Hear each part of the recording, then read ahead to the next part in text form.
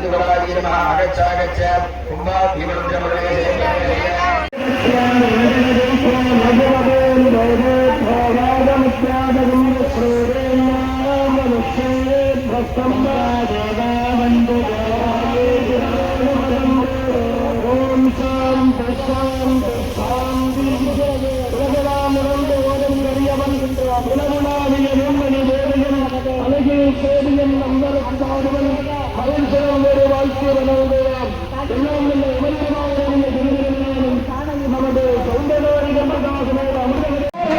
ஆலயங்களை கட்டி வைத்தார்கள். இந்த கோவிலுடைய கோபுரங்கள் எல்லாம் நமக்கு எதை காட்டுகிறது தெரியுமா?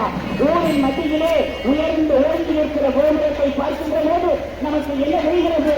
பருவவாண்டியர்கள் சொல்லுவார்கள், மதுரவே இருந்து எரிய கட்டிய மருதுதாண்டிய சாறுபடி என்று சொல்லுவார்கள். இந்த கோபுரங்கள் எல்லாம் உயர்ந்து ஓய்ந்து மனித வாழ்க்கைக்கு எதை திருநாவலூர் வன் தொண்டர் பலம் போற்றி ஒளிமணி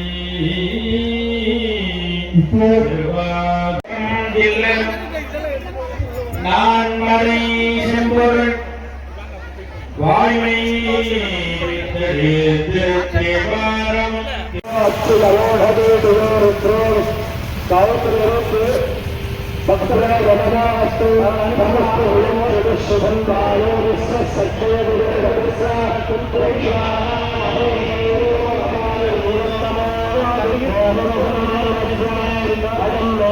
அதனால எல்லா சாமியும் கோயிலை சுற்றி வந்து தரிசனம் பண்ணலாம்.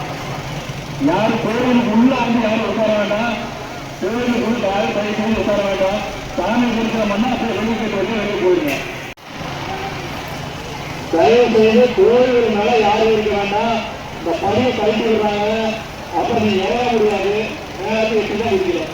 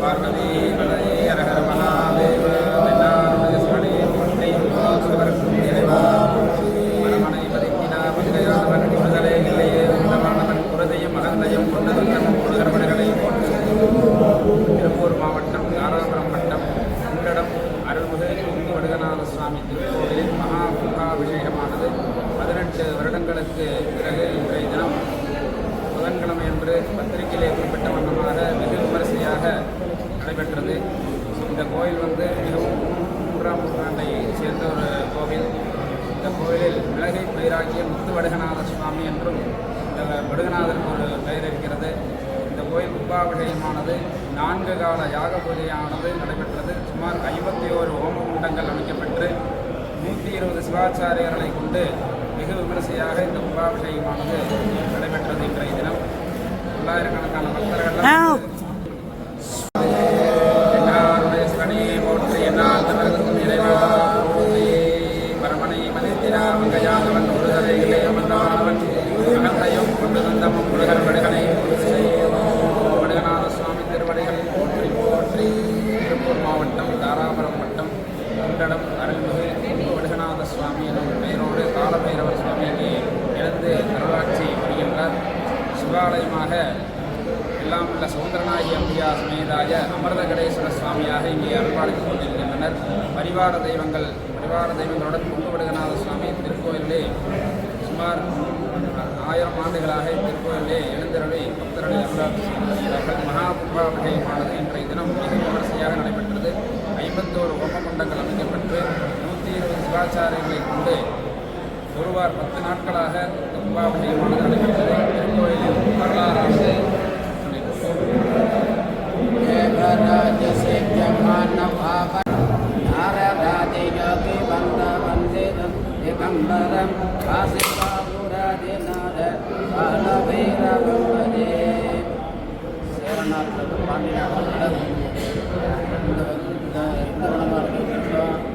மாட்டு வண்டியில் வணிக செட்டியார் கொண்டுட்டார். அப்போ பைரவர் சாமியாராக போய் விடவு கொடுத்து தலைவலி 2 விளக்கு மூட்டையாக பாசு பயிர் இருந்தாங்க.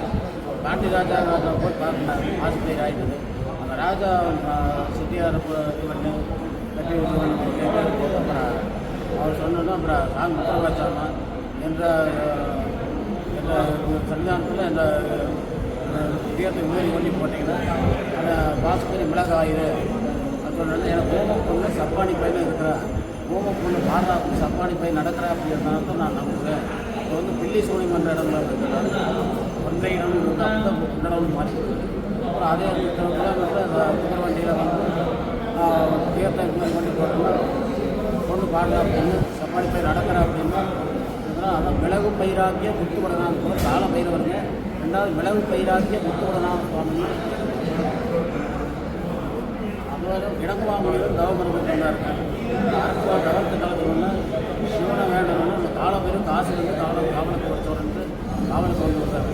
இந்த வாரியார் சொல்ல காசுகளும் காசுக்கு போக காசு இல்லாமல் கொண்டாட்டு போனால் காசுக்கு போன அனுகூலம் கிடைக்கிறது சொல்லுவார். வாரியார் சொல்லி கோயிலில் பார்த்தீங்கன்னா சிறப்பு வழிபாடு நிறையா நடைபெற்றுக் கொண்டிருக்கிறது. தேய்பிறை அஷ்டமி காலபைரவருக்கு சிறப்பாக நடந்து கொண்டிருக்கிறது.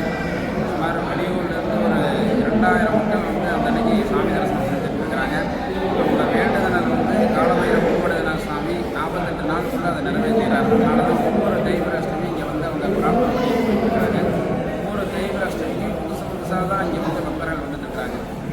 அதே மாதிரி ராகுகால பூஜை ஞாயிற்றுக்கிழமை 4லிருந்து 6 ராகுகால பூஜை விசேஷமாக நடைபெற்று கொண்டிருக்கிறது. விபூதி அபிஷேகம் விபூதியினால் காலபைரவர் சிறப்பாக நடைபெறும். அதே போல் வார வழிபாடானது வார செவ்வாய்க்கிழமை என்று காலையில் 7 மணிக்கு அபிஷேகம் நடக்கும். தொடர்ந்து மாலை 7 மணிக்கு வார வழிபாடு கலசங்கள் வைத்து ருத்ராபிஷேகமானது காலபைரவருக்கு சிறப்பாக நடைபெறும்.